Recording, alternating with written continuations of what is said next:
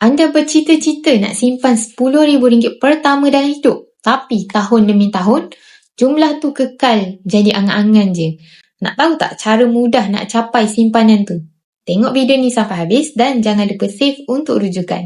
Duit selalu bocor, simpanan selalu terganggu. Salah satu puncanya sebab simpan dalam bentuk tunai yang mudah dicairkan, yang mudah digunakan. Bila nampak dalam akaun, naluri untuk kita belanja memang akan lebih kuat. Lagi-lagi kalau dah banyak.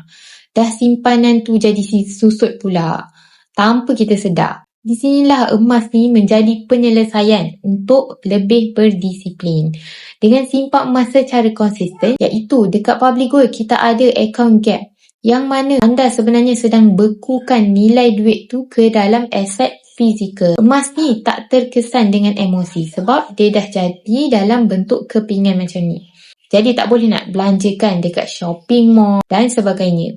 Dan ini menjadikan ia lebih efektif untuk capai simpanan yang dalam jangka masa panjang. Sebagai contoh, jika anda menyimpan RM300 sebulan di akaun gap, dalam masa 3 tahun, anda akan capai lebih dari RM10,000 berdasarkan harga emas semasa dan potensi kenaikan tahunan sekitar 10%. Bezanya, simpanan tu tak bocor dan anda sedang bina aset sebenar yang boleh dicairkan bila perlu.